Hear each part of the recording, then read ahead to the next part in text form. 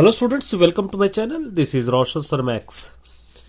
इस चैनल को पहली बार देख रहे हो तो इस चैनल को सब्सक्राइब कर लीजिए, साथ ही बेल आइकन को प्रेस कीजिए ताकि एजुकेशन से रिलेटेड हर अपडेट तुरंत आपको मिलता रहे। हम सभी मिलकर प्रैक्टिस पेपर की तैयारी कर रहे हैं। सिर्फ और सिर्फ प्रैक्टिस पेपर के ही क्वेश्चंस नहीं है ये। अगर आप इतने क्वेश्चंस याद कर लेंगे तो एनुअल के लिए भी यही आएंगे।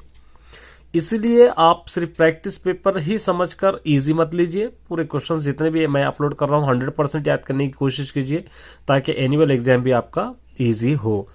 जैसे आप सभी जानते हैं मैंने SA1 में भी अपलोड किया था, उसी तरह अब आंसर्स के साथ सेकंड लैंग्वेज तेलुगु अपलोड कर रहा हूँ प्रैक्टिस पेपर्स के लिए एज वेल एज एनुअल के लिए। तो यह है 10th क्लास के सेकंड लैंग्वेज तेलुगु। सबसे पहले हम सिलेबस देख लेंगे। सिलेबस कौन सा लेसन है प्रैक्टिस पेपर्स के लिए आपको ऑलरेडी टिक करा दिए होंगे। तो यहाँ पर सिलेबस है, ये शतक सुधा 5th लेसन है आपका सिलेबस, और उसी तरह शुभोदयम शयनाही शहनशाह 3 लेसन यहाँ पर आपको प्रैक्टिस पेपर्स में। उसी तरह नॉन डिटेल में अरिगे रामास्वामी डॉक्टर कोत्तापल्ली जयशंकर, ये लेसन्स है। क्या मतलब हमको 3+2 पूरे 5 लेसन्स देखना होगा। ये 5 लेसन्स के भी मैं आंसर्स के साथ आपको अपलोड करने की कोशिश करूंगा। अच्छी तरह समझिए और यही याद कीजिए आप। सबसे पहले इंपॉर्टेंट 2 पोएम आपको याद करना है। ఎప్పుడు संपदा కలిగిన అప్పుడు బంధువులు వత్తురు అది ఎట్లన్నన్ తెప్పలుగా చెరువులు ఉన్నాయి, ये पोएम आना है। आपको पता है एक 3 पोएम्स देकर एक भाव लिखो कहकर कहता है या एक कंप्लीट पोएम करना है। ये तिविरी इसुमुना का ये पोएम भी आपको याद करना है अच्छी तरह। इसके साथ साथ 7th लेसन में से 2 और पोएम्स आपको याद करना होगा। ये माँ तेलंगाना मंदु सुकुमारम, ये माँ तेलंगाना मंदु गला मानवले, ये 2 पोएम्स आपको फर्स्ट सेक्शन के लिए अच्छी तरह याद करना है। और उसी तरह आपको फर्स्ट सेक्शन के लिए कंपोजिशन पैराग्राफ आता है, वो भी मैं आपके लिए अपलोड करूंगा। चलिए आपको 5th लेसन में से क्या क्या याद करना है देखिए। सबसे पहले मैं क्वेश्चन आंसर्स दूंगा, वही याद कीजिए, और कॉन्सेप्ट वाइज लिखे सो है आंसर्स है, ये आप याद कीजिए। देखिए फर्स्ट, मूर्खुला मनस्सु रंजिंपरादु अंटे एमिटी, बेवकूफ़ों के दिल को हम कभी समझा नहीं सकते, इसका मतलब क्या है। చెడ్డవారు దురాచరణ గలవారు, बुरे लोग हमेशा बुरा सोचते हैं। వారి మనస్సును రంజింపలేము, वो लोगों के दिल को हम कभी सुलझा नहीं सकते। వారు ఎవరేం చెప్పినా వినిపించుకోరు, कुछ भी हम कहेंगे तो वो लोग सुनते नहीं। కాబట్టి వారిని ఎంత ప్రయత్నం చేసినా సంతోష పెట్టలేం, इसलिए कि हम कितने भी कोशिश करो उनको समझा नहीं सकते हैं। एक आंसर इंपॉर्टेंट है। दान गुणम కలిగిన వారి स्वभाव ఎట్లా ఉంటుంది, जो खैर खैरात करते हैं लोगों का स्वभाव कैसा रहता है। अच्छी तरह याद कीजिए, यही आंसर्स याद कीजिए, आप दूसरे याद करने की आपको ज़रूरत भी नहीं पड़ेगी। दानगुणम కలిగిన వారు, जो किसी को खैरात करना या चैरिटी देना चाहता है, ऐसे गुण वाले। ఇతరుల మేలు కోసం తన దగ్గర లేకున్నా, दूसरों की भलाई के लिए अपने पास नहीं भी है तो వేరే దగ్గర నుండి తెచ్చి सहायम చేస్తారు, दूसरों के पास लेकर भी मदद कर सकता है चाहे तो। चलिए एक और आंसर। తల్లిదండ్రులకు ఎటువంటి కుమారుడు ఉండాలని కవి అన్నాడు, माँ बाप के लिए किस तरह का लड़का चाहिए पोएट कहा है। తల్లిదండ్రులకు ఒక్క కొడుకు ఉన్న చాలు, माँ बाप को एक ही लड़का काफ़ी है। और कैसे होना चाहिए वो लड़का, అతడు ఎవరి దగ్గర చేయి చాచనివాడు, किसी के पास अपना हाथ नहीं फैलाने वाला, అందరికీ సహాయం చేసేవాడు, दूसरों की मदद करने वाला, సత్యాన్ని పలికి యుద్ధంలో వెనుదిరగని వాడు, हमेशा सच बोलने वाला और जंग से वापस नहीं आने वाला। ये आंसर है। और उसके साथ साथ एक और आंसर है देखिए, दाता गोपदनम एमिटी, जो चैरिटी देता है उसकी स्पेशलिटी क्या है। दाता ఎల్లప్పుడూ మేలు కోరుతాడు, हमेशा वो दूसरों की अच्छाई चाहता है।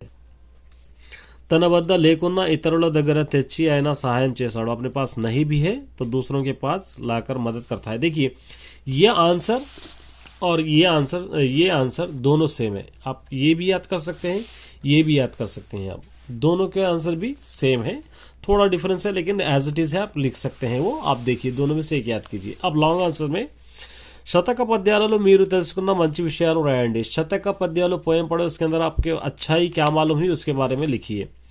చెడ్డవారితో దూరంగా ఉండాలి, बुरे लोगों से दूर रहना चाहिए। వారి శరీరం నిండా విషం ఉంటుంది, वो लोगों के जहर पूरे जिस्म में जहर भरा रहता है। सेकंड पोएम, సంపద ఉంటేనే బంధువులు వస్తారు, दौलत रहेंगे ही तो ही मेहमान आते हैं, లేనప్పుడు ఎవరు రారు, नहीं रहे सब वक्त कोई भी नहीं आते हैं। उसी तरह थर्ड पॉइंट पिरिकी वाड़ू मनसुलो भयम उन्ना पैकी मात्रम गंभीरगा उंटारो। जो डरपोक होता है वो दिल में डर भी रहा तो ऊपर सिर्फ निडर के जैसा एक्टिंग करता है। धनमुनु धर्मम चेयाली, दौलत को हमारी हमेशा चैरिटी देना चाहिए। फिफ्थ पॉइंट पिसिनारी तानु तिनका इतरुలకు పెట్టక కూడబెట్టిన ధనం ఇతరుల పాలు చేస్తాడు। जो कंजूस होता है वो दौलत न खुद खाता है न दूसरों की चैरिटी करता है बल्कि दूसरों के मरे बाद दूसरों के हवाले हो जाता है। ఎంత ప్రయత్నించినా మూర్ఖుల మనస్సు రంజింపలం, कितना भी हम कोशिश करें बेवकूफ़ों को सुधार नहीं सकते। बीदवारिणी प्रेमगा चुड़ाली, गरीबों को मोहब्बत से देखना। वेरी इंपॉर्टेंट आंसर, इसको अच्छी तरह याद करके जाइए, आपके 8 मार्क्स पक्के हो जाएंगे। चलिए इससे रिलेटेड ग्रामर के अंदर देखेंगे। पोस्टर है, एक पोस्टर यहाँ पर दिया गया है। మీ బడిలో నిర్వహిస్తున్న पद्य पाठन पोटी गुरिंची तेलुपुतू पोस्टर है। आपके स्कूल में एक कंपटीशन किया जा रहा है पोएट का, पोएम्स का। वो कंपटीशन में लोगों को इनवाइट करने के लिए एक पोस्टर आप बनाना है। तो बहुत देखिए, पोस्टर के लिए सबसे पहले इस तरह का एक पैटर्न बना लीजिए, थोड़ा डेकोरेशन के जैसा एक बॉक्स बना लिए। एक बॉक्स के अंदर क्या लिखना है देखिए यहाँ पर सबसे पहले మా పాఠశాలలో తెలుగు పఠన పోటీ నిర్వహిస్తున్నాం। हमारे स्कूल में तेलुगु पोएम्स का, तेलुगु पठन माने तेलुगु पढ़ना या तेलुगु के पोएम्स सुनाने का एक कंपटीशन हम कर रहे हैं। ई पोटीलो अंदर वो आह्वान, इस कंपटीशन में सब लोग आ सकते हैं, इनवाइट हो सकते हैं। अब यहाँ पर आपको लिखना है वेदिका माने प्लेस, प्रभुत्व पाठशाला ताड़बन। यहाँ पर डेट తేదీ, సమయం वक्त, ఉదయం 10 గంటలకు। अंशम, ये अंशम है, अंशम शतक पद्यालु। और ये अंशम का मतलब सब्जेक्ट क्या है, शतक पद्यालु के पोएम्स कोई भी आप पढ़ सकते हैं। यहाँ पर कुछ एक एडवर्टाइज दे देना है कि जो कोई जीते गेलुपొందిన వారికి బహుమతులు ఇవ్వడం। जीते सो वालों को अवार्ड्स भी दिए जाते हैं। फर्स्ट प्राइज है 10,000, सेकंड प्राइज है 5,000, थर्ड प्राइज है 12,000। इस तरह आप पोस्टर आप लिख सकते हैं। पोस्टर और इन्विटेशन में थोड़ा ही डिफरेंस होता है, लगभग 90% एज इट इज ही होता है, अच्छी तरह याद रखना है ये। और अब फिफ्थ लेसन से रिलेटेड ग्रामर क्या आ जाएगा पार्ट बी में, ग्रामर भी आपको साथ ही में समझा दूंगा। देखिए पहले मीनिंग से चेक कर लेके जाइए। तैलम नूने, ऑयल, जलमु नीरू वाटर, वांछितम डिजायर कोरिका, रणंलो वार युद्धंलो, फणी स्नेक पामु सर्पमु, तिरुवरी पांथुड़ु बाटसार। ये इतने याद करेंगे आपको ऑब्जेक्टिव में आसान हो जाएगा। अब इससे रिलेटेड प्रकृति विकृति, మూర్ఖులు మురుకులు, పద్యములు పద్యము, दान धर्मालु दमम। ये आपको फिफ्थ लेसन से रिलेटेड ग्रामर भी है। इतना ही याद करेंगे तो आपको काफ़ी हो जाएगा। व्याकरणम, वैकेबुलरी, इनको मिला के लिखना है। नीलू प्लस एल्ला तो नीलवेल्ला हो जाएगा। पुरुगुलु प्लस उंडू पुरुगुलुंडू, विश्वदा भीरामा विश्वदा भीरामा, इसको सेपरेट करके लिखना है। विडदिसी, परो प्लस उपकारम परोपकारम, परा प्लस उपकारम, वेरु प्लस ओकड़ू वेरोकड़ू। ये फिफ्थ लेसन से रिलेट ग्रामर आपका है। नेक्स्ट लेसन देखेंगे। हमको पता है नेक्स्ट लेसन भी है, जैसे आप जानते हैं 7th लेसन है आपका, और 7th लेसन का ग्रामर हम देख लेंगे। अगर फिफ्थ लेसन से जनरल पोएम आती है तो एक पोएम भी आएगी, जनरल पोएम, ये भी याद करना है आपको। ये कर देना, ये पोएम पढ़ना है आपको। पोएम पढ़ के इसके आंसर्स लिखना है। देखिए వినదగున ఎవరు చెప్పినా వినినంతనే వేగపడక వివరింపదగన్ కనికల్ల నిజము తెలిసిన మనుజుడిపో నీతి పరుడు మహిళ సుమతి। जैसे आप जानते हैं फर्स्ट और सेकंड सेक्शन में अननोन पोएम्स भी आते हैं, तो यहाँ पर है विनदगुन एवरू చెప్పినా, जो कोई हमको कुछ कहता है तो नहीं सुने जैसा। विनिनंतने वेग पड़का, सुनते ही हम जल्दबाजी नहीं करना। विवरिंपदगुन, सच क्या है और झूठ क्या है हमको मालूम कर लेना। कनिकल्ला, सच और झूठ। निजमु माने सच्चाई, तेलसिना मालूम कर लेना। मनुजुड़पो नीति पढ़ो, जो मतलब कोई भी कुछ कहते हैं तो हम जल्दबाजी नहीं करें जैसा, रिएक्ट नहीं करना, बल्कि सच क्या है झूठ क्या है मालूम कर लिया बाद भी उसके ऊपर फैसला लेना। वैसा इंसान ही अच्छा इंसान है।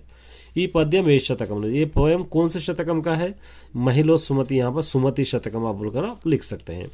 सुमति शतकम लिखे सो पोएट का नाम बद्देना है।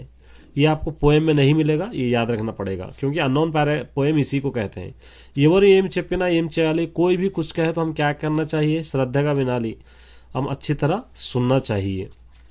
कल्ला అనగా అర్థం ఏమిటి, कल्ला का मतलब झूठ, अबद्धम। నీతిపరుడు ఎవరు, अच्छा इंसान कौन है, सच्चा इंसान।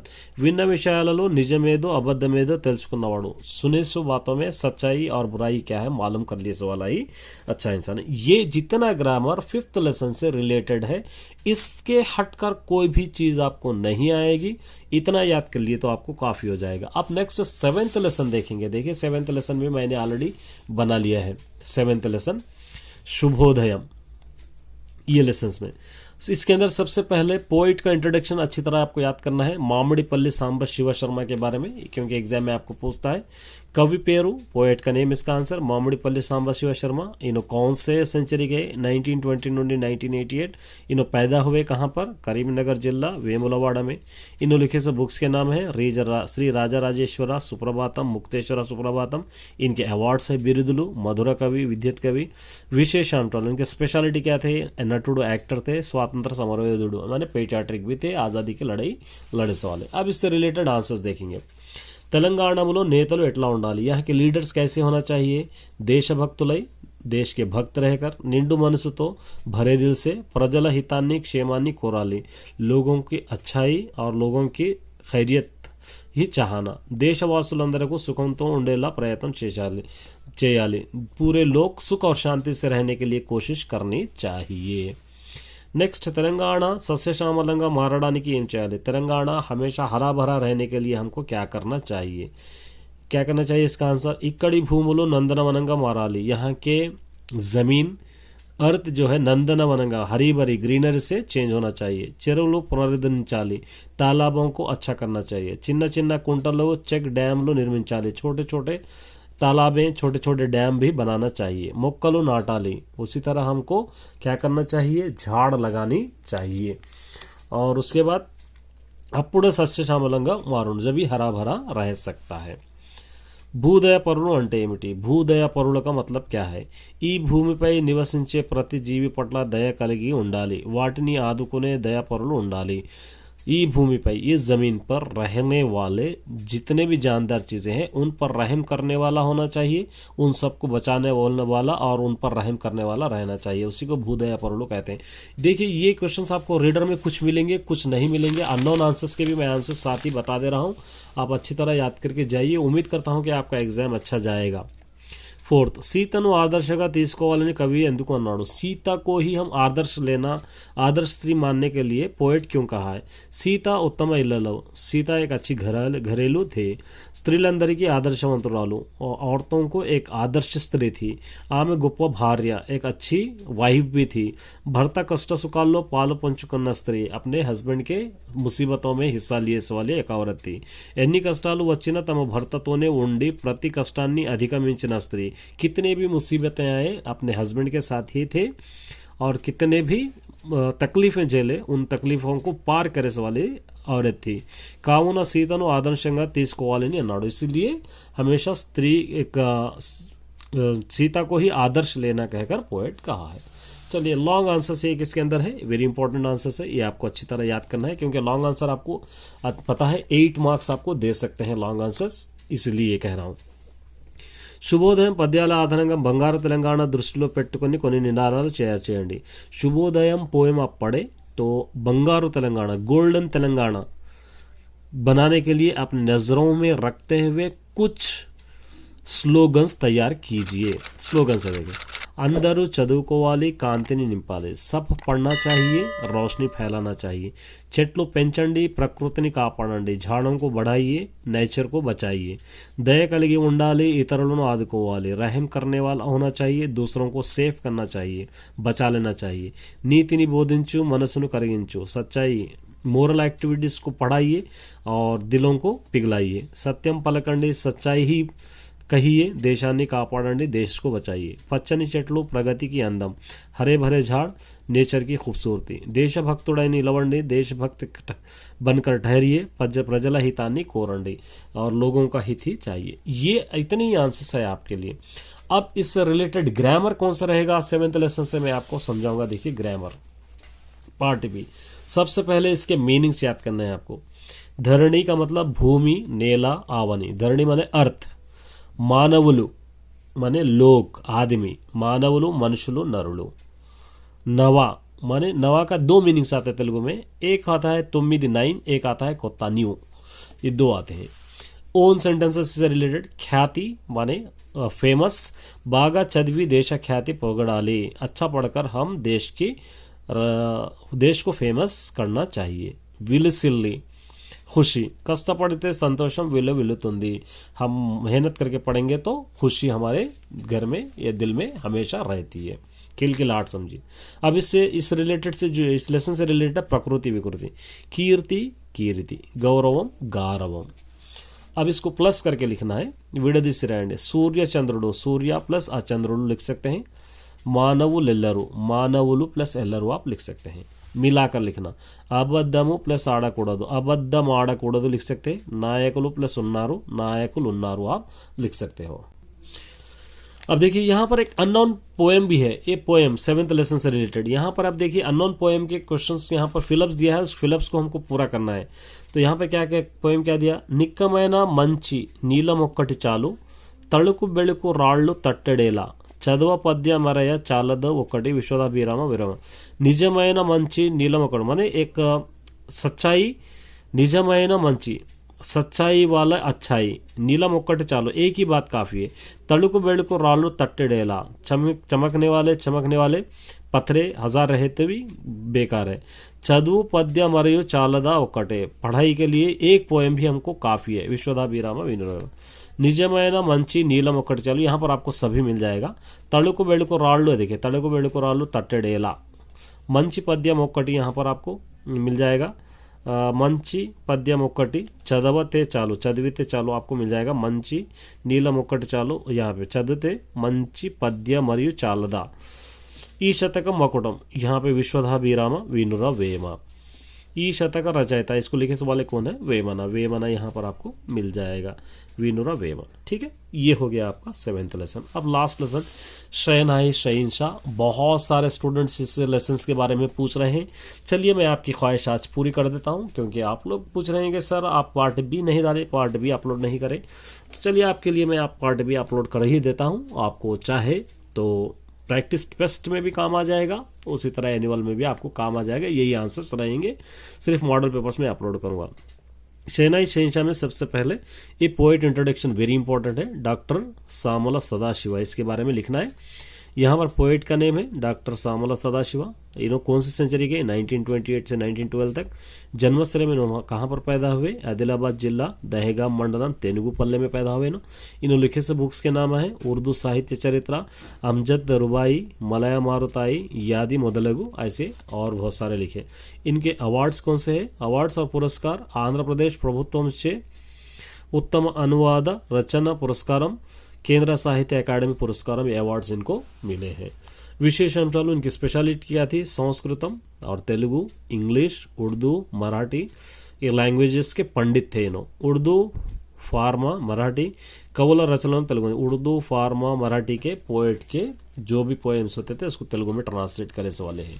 अब इसके रिलेटेड आंसर्स देखिए। बिस्मिल्लाह खान तन अनुभवानी इंटरव्यूलो ఏమని చెప్పాడు, बिस्मिल्लाह खान अपने एक्सपीरियंस के बारे में इंटरव्यू में क्या कहते थे। బాలాజీ మందిరంలో బిస్మిల్లా ఖాన్కు స్వత సాధన సమయంలో దివ్య పురుషుని చూడగానే బిస్మిల్లా ఖాన్ గజగజ వణుకుతూ జరిగిందంతా ఇంటర్వ్యూ చెప్పాడు।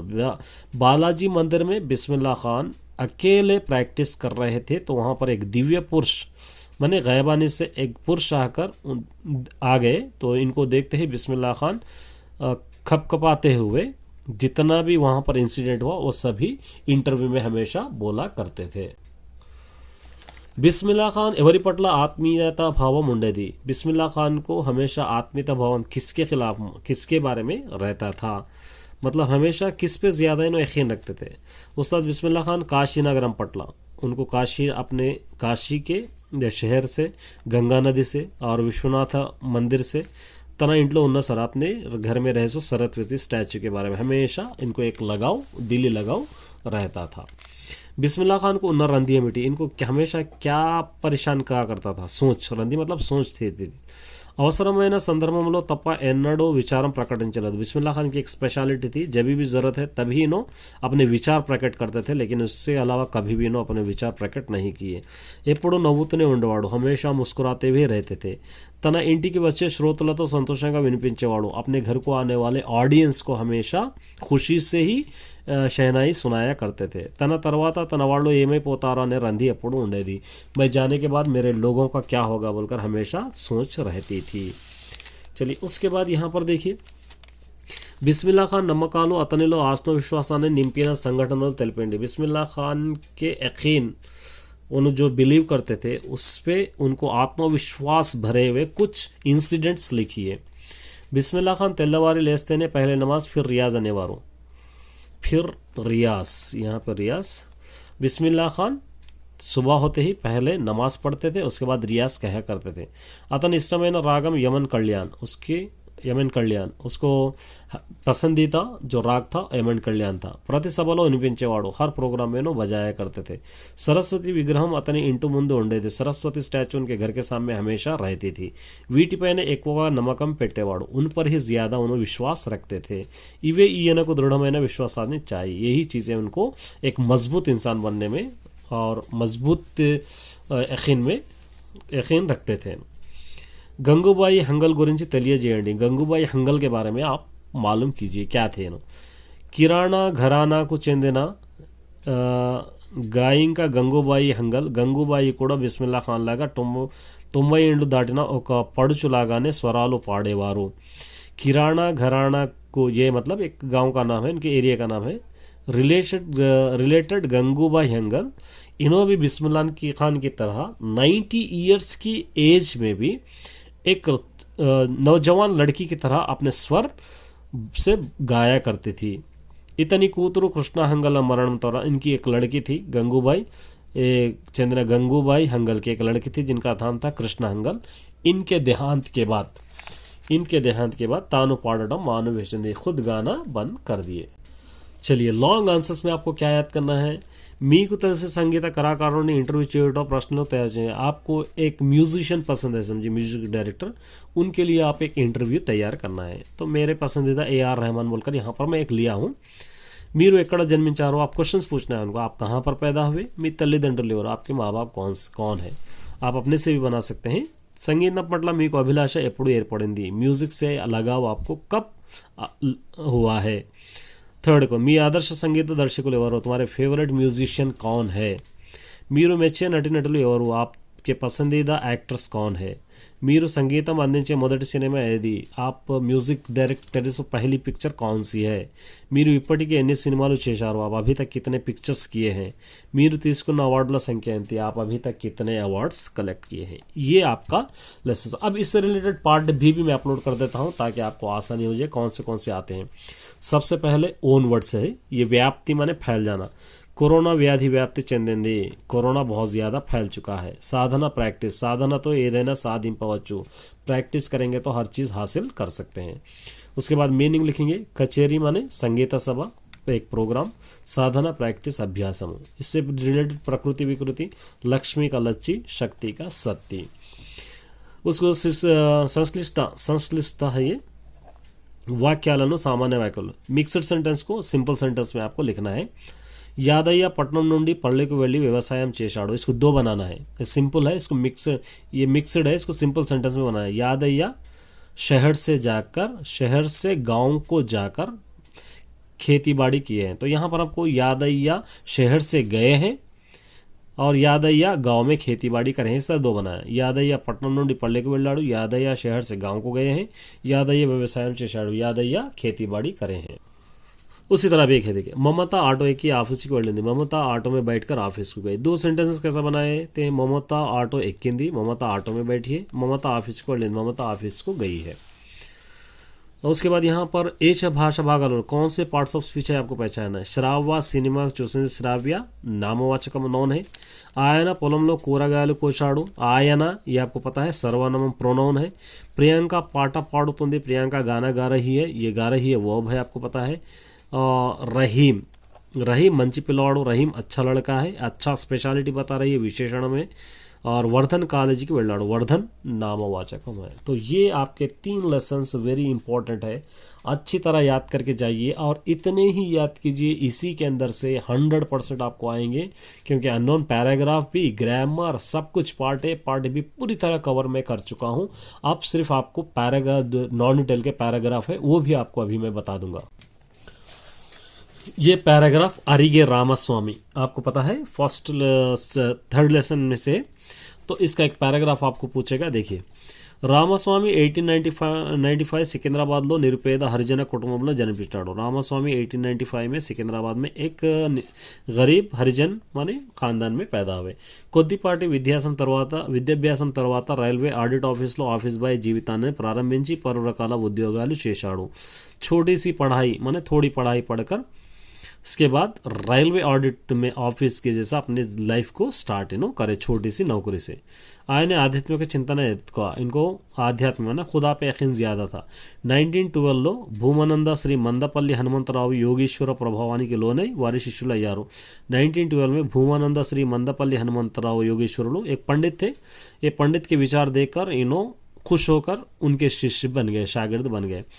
ఆనాటి నుంచి సంపూర్ణంగా శాకాహారి గురువు అడుగుజాడల్లో సమాజ కళ్యాణానికి కృషి చేయనారంభించాడు। उस दिन से पूरी तरह शाकाहारी बनकर अपने गुरु के कदमों पे, मतलब अपने गुरु के रास्ते पे चलते हुए इस दुनिया के लोक कल्याण के लिए कृषि करे, माने मेहनत करे बोलकर सोच लिए। गुरु आशीस्సులతో సునీత బాల సమాజం పేరిట ఒక సంస్థ నెలకొల్పి इनो गुरु के आशीर्वाद से सुनीता बाला समाजम के नाम से एक NGO बनाए। सिकंदराबाद, कुमारीगुड़ा మొదలైన बस्तियों संघ संस्करण पूर्ण करना। सिकंदराबाद और कुमारीगुड़ा में यहाँ पर क्या करें, बस्तियों में ये प्रोग्राम की शुरुआत करें। अब ये आपको फिलअप्स लिखना है। देखिए, रामास्वामी का निरुपेद यहाँ पर आपको मिल जाएगा, आपको ढूंढने की भी ज़रूरत नहीं है। वो का निरुपेद हरिजन कुटुंबंलो, यहाँ से आप लिख सकते हैं। ये लाइन आपको यहाँ पर मिल जाएगी। फिलअप्स की लाइन आसान है। రామస్వామి చిన్నతనం నుండే అధికం, देखिए यहाँ पर आपको मिल जाएगा। రామస్వామికి చిన్నతనం उद्योग ఆయనకు आध्यात्मिक चिंतन अधिकम, यहाँ पर आपको लिख सकते हैं आध्यात्मिक चिंतन बचपन से ही उनको। रामस्वामी इनके गुरुओं का नाम क्या है, श्री मंदपल्ली हनुमंतराजुलु। ये आपके रामस्वामी एक NGO बनाए जिसका नाम क्या है, सुनीता बाला समाजम। आ संसदरायन देने की इन्हों क्या करे, संघ संस्करण पूर्ण करना, यहाँ पे बस्ती लो। इस तरह आप आसानी से पहचान सकते हैं। चलो, उसके बाद इससे रिलेटेड एक और पैराग्राफ है। देखिए, तेलंगाना ग्रंथालयोद्यम, इसी से रिलेटेड ये 2 पैराग्राफ बता रहा हूँ। तेलंगाना ग्रंथालयोद्यम को प्रत्येक तेलंगाना के लाइब्रेरी के लिए एक ప్రోగ్రామ్ होता, उसके एक స్పెషాలిటీ है। రామస్వామి గ్రంథాలయోద్యమంలో పాల్గొని గ్రామాల్లో గ్రంథాలయం నెలకొల్పడంలో వాటిని ఆధారంలో నిరక్షరాస్యత నిర్మూలనకు ఎంతో కృషి చేశాడు। రామస్వామి भी लाइब्रेरी को नेलकोलना, लाइब्रेरी होना चाहिए, हर गांव में होना चाहिए। लाइब्रेरी से हम इलिटरेसी ख़त्म कर सकते हैं, हर किसी को पढ़ा सकते हैं बोलकर इन्होंने बहुत मेहनत करे। నిజాం రాష్ట్ర ఆంధ్ర మహాసభ స్థాపన కోసం దానిలో సభ్యులుగా ఉండి ఆంధ్ర మహాసభ కార్యక్రమంలో పాల్గొనేవాడు। నిజాం स्टेट के आंध्र महासभा एक प्रोग्राम बनाए थे, उन दिनों में उसके मेंबर भी थे। मेंबर रहकर आंध्र महासभा प्रोग्राम्स में हिस्सा लिया करते थे। नाटी आंध्र महासभा द्वारा ఆయన చేసిన కృషి ఎంతో ప్రశంసనీయమైంది।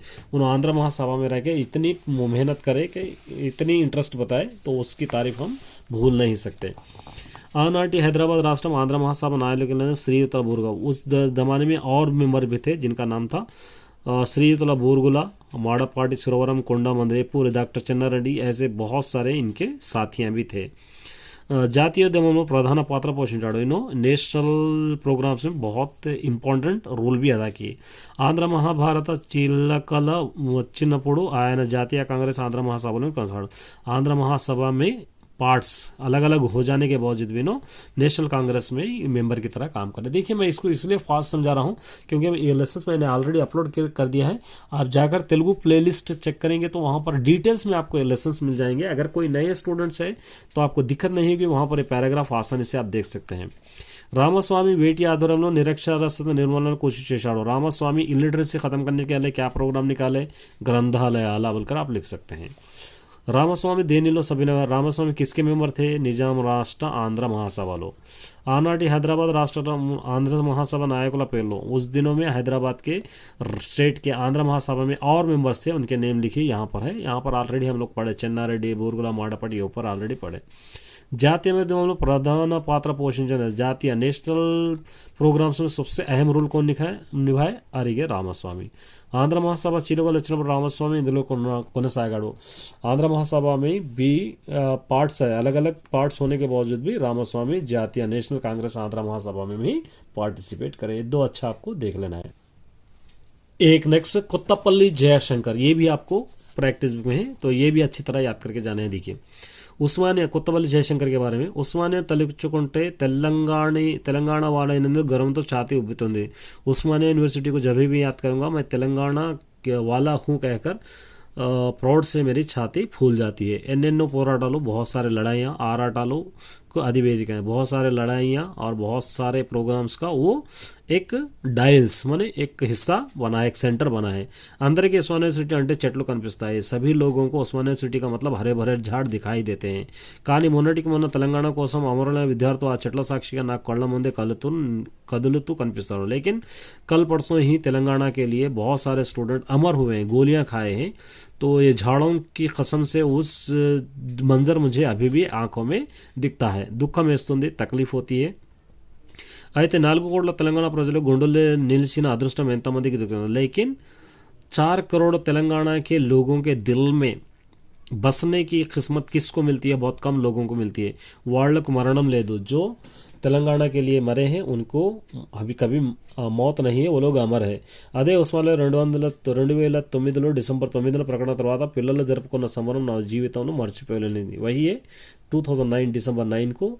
तेलंगाना अलग कर रहे हैं बोलकर एक प्रकटन हुआ था एक न्यूज़ आई थी और अनाउंसमेंट किया था वो अनाउंसमेंट मैं कभी ज़िंदगी में नहीं भूल सकता ज्ञापक मनाड़ वो मेरी बहुत बड़ी याद है अब बहुत आसान है देखो तेलंगाना वाड़ने गर्वम तो यहाँ पर आपको मिलता है तेलंगाना वाड़ने गर्वम तो छाती यहाँ पे छाती उबुतुंदी ये फिलप से पहचानना बहुत आसान है ఎన్నెన్నో పోరాటాలు ఆరాటాలు बहुत सारे लड़ाइयों को सेंटर उस्मानिया यूनिवर्सिटी सेंटर है తెలంగాణ కోసం తెలంగాణ के लिए అమరులైన అనే విద్యార్థులు సెట్ల సాక్షిగా కదులుతున్నాయి जो तेलंगाना के लिए मरे तो वो लोग झाड़ों की कसम है मुझको अभी भी नज़र आते हैं ఉస్మానియాలో తర్వాత పిల్లలు సంప్రదించారు उस्मानिया में 2009 दिसंबर 9 को तेलंगाना अलग कर रहे बोलकर अनाउंस हुआ तो वहाँ पर वो लोग क्या करें जो संबर माने जो खुशी मनाए जो पार्टी मनाए वो पार्टी मुझे अभी भी याद है बोलकर आप लिख सकते हैं ये हो गया एक और है देखिए తెలంగాణతో అభివృద్ధి చాలా వేగంగా జరుగుతుంది తెలంగాణ ఏర్పడుతుంది తెలంగాణ अलग होने से यहाँ का डेवलपमेंट बहुत तेज़ी से हो रहा है जल వనరుల విషయంలో స్వేచ్ఛ ఉంటుంది यहाँ के पानी के लिए हमको आज़ादी होती है తెలంగాణ ప్రాంతంలో గొలుసులు చెరువులు చాలా ఉండేవి यहाँ पर बहुत सारे छोटे छोटे तालाबें हुआ करते थे ఉద్దేశపూర్వకంగా వాటిని నాశనం చేశారు जानबूझकर उन सब चीज़ों को ख़त्म कर दिए हैं తెలంగాణ వస్తే మొదట ఆ చెరువులు పునరుద్ధరించాలి తెలంగాణ अलग होते ही पहले उन तालाबों को अच्छा करना चाहिए వీటిని బాగు చేస్తే గ్రామ వ్యవస్థ సస్యశ్యామలం అవుతుంది उनको अच्छा करेंगे तो गांव की तरक्की डेवलप होती है गांव के हमेशा हरा भरा होता है తెలంగాణ ఏర్పడైతే అన్నిటికన్నా ముఖ్యంగా ధ్వంసం చేయబడిన ప్రజాస్వామ్య సంస్కృతిని తిరిగి స్థాపించుకుంటాం తెలంగాణ अलग हुए तो सबसे पहले यहाँ पर ख़त्म की गई लोगों की आज़ादी सेक्युलरी और यहाँ का कल्चर उसको हम दोबारा बना लेंगे తెలంగాణ ఇవన్నీ సాధ్యమే తెలంగాణ में सब मुमकिन है ఎందుకంటే తెలంగాణ ప్రజల్లో ఆ చైతన్యం ఉంది కనుక क्योंकि तेलंगाना के लोगों में ये यूनिटी है इसलिए सब हम चीज़ कर ले सकते हैं